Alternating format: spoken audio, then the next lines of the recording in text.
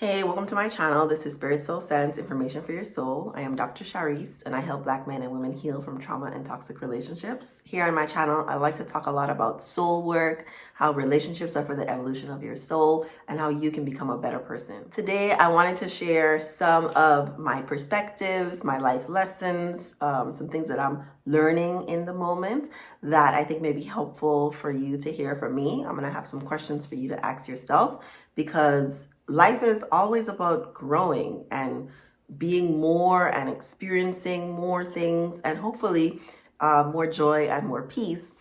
I think we reach certain places in our life, we have certain milestones that we reach that can really trigger us to become more reflective and to expand, right? Like exponentially. And I'm currently in one of those periods, maybe just now coming up for air.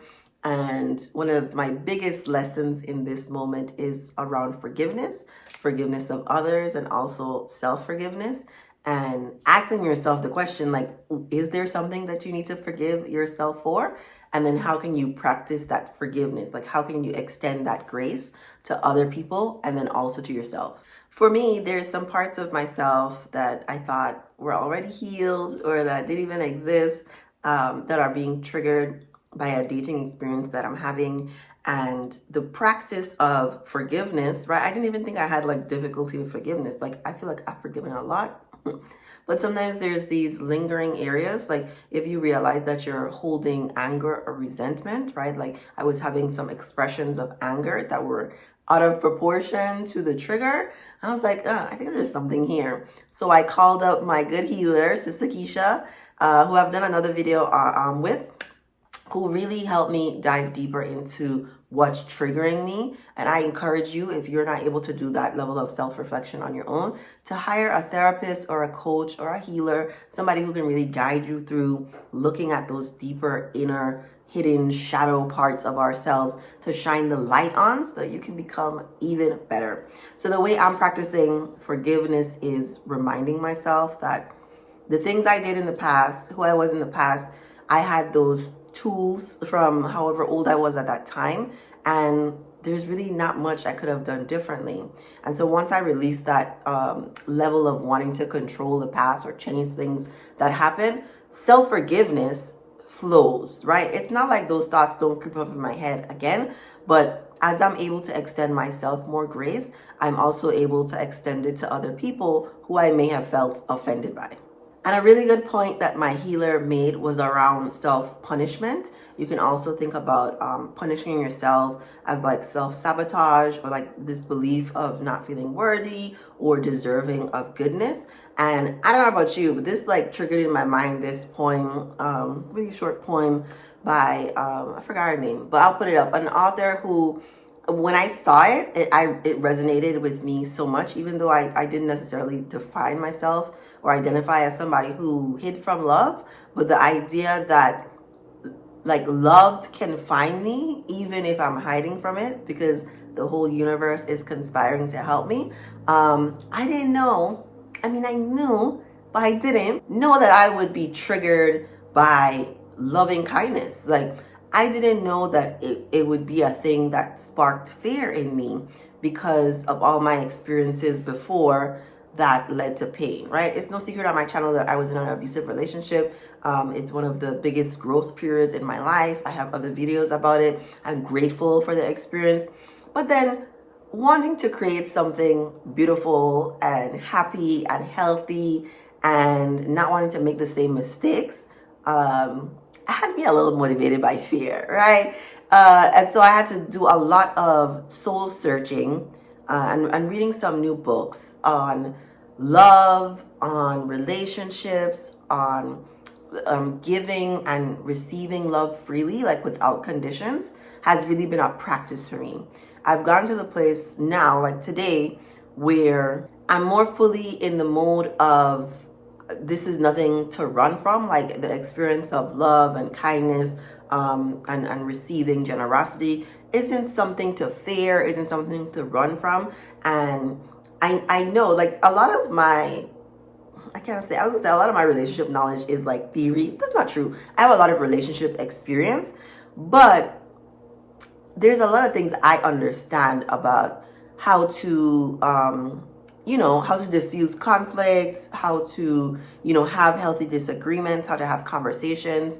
But then there's just something about putting into practice that was a bit challenging for me. It was a bit challenging for me.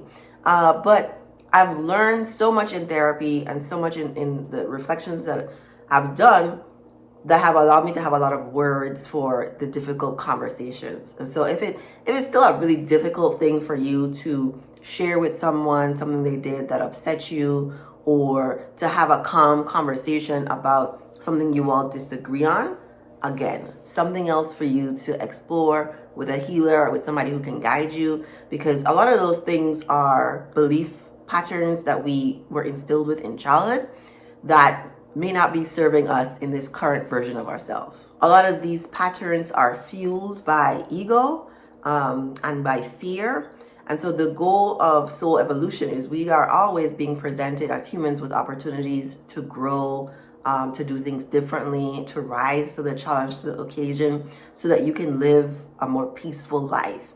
And I think my version of peace might be different than your version of peace, but I think if you're able to objectively sit down and reflect on, what was I doing when I was 5? What was I doing when I was 10? What was I feeling when I was 15? What about 25? When you look back on what was happening in your life, and I think relationships are a great way to look at the quality of your life, because the quality of your relationships reflects your inner relationship with yourself. And so if you're not feeling good about yourself, you're going to attract people who don't help you feel good about yourself. You're going to attract all kinds of people, right? But you're going to resonate with the person that doesn't necessarily make you feel good about yourself. So it's really about rising to the occasion and saying, I want more peace, whatever that looks like for you, or I want more joy. And some outside markers for this is a calm nervous system. It's a heart that's not on overdrive. It's a stomach that doesn't have butterflies. I don't even recommend like romantic butterflies. That's like dysregulation. That's a sign of some sort of insecurity or nervousness. Not that you can't be nervous for the first time you meet someone, but there's levels to calm and peace. And I would encourage you to be in the presence of someone who doesn't give you butterflies, who just gives you calmness and support, and who you feel really safe with, right? I think that's one marker for it. I think the kinds of foods that you eat or how your body feels, the quality of your sleep is really reflective of how much joy and peace are you able to have in your life.